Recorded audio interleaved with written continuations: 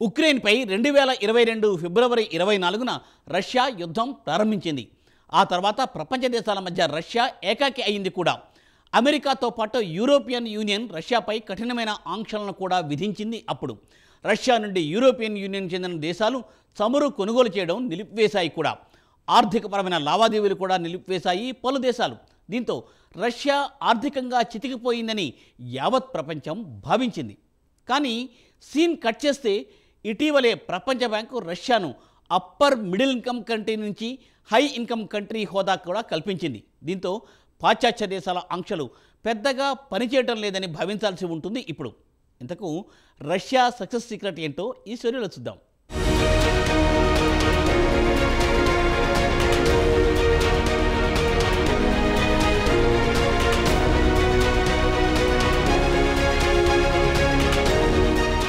ప్రారంభంలో ప్రపంచ బ్యాంకు రష్యాను అప్పర్ మిడిల్ ఇన్కమ్ కంట్రీ నుంచి హై ఇన్కమ్ కంట్రీ హోదా కల్పించింది. చివరగా 2014లో రష్యా ఈ హోదాలో ఉండేది. ఉక్రెయిన్తో యుద్ధానికి దిగి రష్యాకు దాదాపు 2.5 సంవత్సరాలైంది. ఈ 2.5 ఏళ్లలో రష్యాపై పాశ్చాత్య దేశాలు ఆర్థికపరమైన కఠిన ఆంక్షలు విధించాయి. ప్రస్తుతం ప్రపంచ బ్యాంకు ఇచ్చిన హోదాతో పాశ్చాత్య దేశాల ఆంక్షలు రష్యాపై ఏమీ పని చేయలేదని తెలుస్తోంది. అయితే రష్యా ఆర్థిక వ్యవస్థ పుంజుకోవడానికి ప్రధాన కారణం రష్యాలో వాణిజ్యం ప్లస్ 6.8% పెరగడం. అదే సమయంలో financial sector plus 8.7%, construction plus 6.6% పెరిగింది. దీంతో రియల్ జీడీపీ 3.6%, నామినల్ జీడీపీ 10.9%కి ఎగబాకింది. అయితే అకస్మాత్తుగా రష్యా ఆర్థిక వ్యవస్థ పుంజుకోవడానికి ప్రధాన కారణం గత ఏడాది మిలిటరీకి సంబంధించిన లావాదేవీలు పుంజుకోవడమేనని ప్రపంచ బ్యాంకు గత సోమవారం నాడు విడుదల చేసిన నివేదికలో వెల్లడించింది. ఈ ఏడాది మే నెలలో అంతర్జాతీయ ద్రవ్యనిధి కూడా రష్యా ఆర్థిక వ్యవస్థ క్రమంగా పుంజుకుంటోందని అంచనా వేసింది. అయితే ప్రపంచ బ్యాంకు హై ఇన్కమ్ కంట్రీగా గుర్తించడానికి రష్యా ఆర్థిక వ్యవస్థను 4 గ్రూపులుగా విభజించింది. వాటిలో తలసరి జాతీయ ఆదాయం డాలర్లలో విభజించింది. అవి లోయర్ మిడిల్, అప్పర్ మిడిల్, హైగా విభజించింది.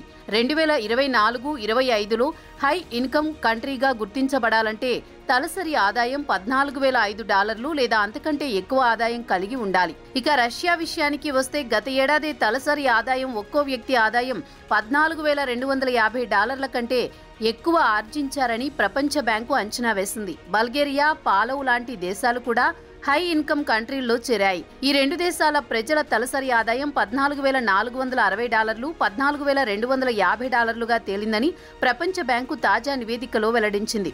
ఇక గ్లోబల్ తలసరి ఆదాయంలో రష్యా 75వ ర్యాంకు సాధించగా ప్రజల కొనుగోలు శక్తి ప్రకారం చూస్తే 53వ ర్యాంకు సాధించింది.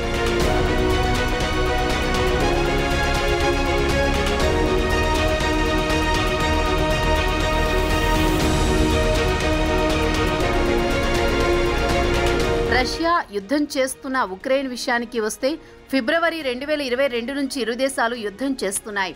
అయితే ఆశ్చర్యం కలిగించే అంశం ఏమిటంటే ప్రపంచ బ్యాంకు ఉక్రెయిన్ ర్యాంకింగ్ను కూడా పెంచింది.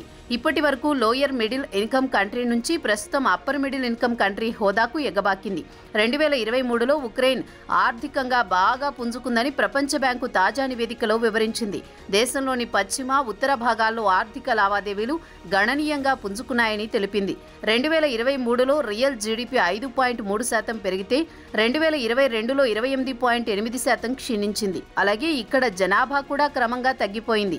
రష్యా ఉక్రెయిన్పై యుద్ధం మొదలుపెట్టినప్పటి నుంచి ఇక్కడి జనాభా 15% తగ్గింది. దేశంలో ఉత్పత్తితో పాటు సేవల రంగం పుంజుకోవడంతో ఆర్థిక లావాదేవీలు పెరిగాయి. దీంతో ఇక్కడి తలసరి ఆదాయం 18.5% పెరిగింది.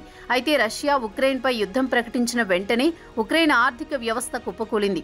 అయితే 2023 నుంచి దేశంలో నిర్మాణ రంగంలో లావాదేవీలు 24.6% పెరగడం, అదే సమయంలో పెట్టుబడులు రావడంతో అవి నిర్మాణ రంగంపై 52.9% వ్యయం చేయడంతో ఉక్రెయిన్ ఆర్థిక వ్యవస్థ క్రమంగా గాడిన పడిందని ప్రపంచ బ్యాంకు తాజా నివేదికలో పేర్కొంది. అలాగే అల్జీరియా, ఇరాన్, మంగోలియాలు కూడా లోయర్ మిడిల్ ఇన్కమ్ కంట్రీల నుంచి అప్పర్ మిడిల్ ఇన్కమ్ కంట్రీ కేటగిరీకి ఎగబాకాయి. అయితే ఇక్కడ ఆశ్చర్యం కలిగించే అంశం ఏమిటంటే పాశ్చాత్య దేశాలు ఇటు ఇరాన్, క్యూబా, ఉత్తర కొరియాలపై అమెరికా, యూరోపియన్లు ఆంక్షలు విధిస్తే ఆ దేశాలు ఆర్థికంగా చితికిపోయాయి. అదే రష్యా విషయానికి వస్తే ఆంక్షలను ఛేదించుకుని ఆర్థికంగా దూసుకుపోతోంది. ఆంక్షల ప్రభావం యుద్ధం ప్రారంభమైన 2022లో కనిపించింది. అయితే 2023కు వచ్చేసరికి ప్రభుత్వం పెద్ద ఎత్తున ఉద్దీపన పథకాలను ప్రకటించడంతో పాటు మిలిటరీపై పెద్ద ఎత్తున వ్యయం చేయడం, ఉదారంగా రుణాలు ఇవ్వడంతో దేశ ఆర్థిక వ్యవస్థ క్రమంగా పుంజుకుంది. పాశ్చాత్య దేశాల ఆంక్షలను తట్టుకుని రష్యా తిరిగి తన కాళ్లపై నిలబడగలిగింది. ముందస్తుగా అంచనా వేసిన దానికంటే కూడా ప్రస్తుతం పరిస్థితులు మెరుగ్గా ఉన్నాయి. రష్యాలో ప్రస్తుతం జాబ్ మార్కెట్ బలంగా ఉంది. నిరుద్యోగం రికార్డు స్థాయికి తగ్గిపోయింది. వేతనాలు పెరిగాయి. అదే సమయంలో ప్రజల కొనుగోలు శక్తి పెరిగింది. ప్రజలు కూడా పెద్ద ఎత్తున వ్యయం చేయడం ప్రారంభించారు. యుద్ధం కారణంగా 2022లో ఆర్థిక వ్యవస్థ 1.2% కుంగితే 2023 నాటికి 3.6% పెరిగింది. అయితే మీడియం నుంచి లాంగ్ టర్మ్లో ఇదే జోరు కొనసాగకపోవచ్చునని ప్రపంచ బ్యాంకు నివేదికలో అంచనా వేసింది. ఇక అసలు విషయానికి వస్తే పాశ్చాత్య దేశాలు రష్యా నుంచి చమురు కొనుగోలు చేయరాదని ఆంక్షలు విధించింది.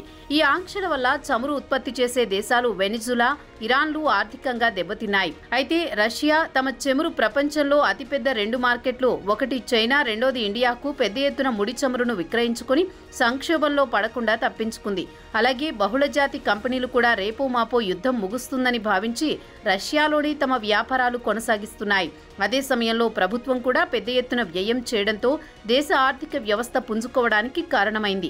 రక్షణ రంగంపై జీడీపీలో 7% వరకు వ్యయం చేస్తోంది రష్యా.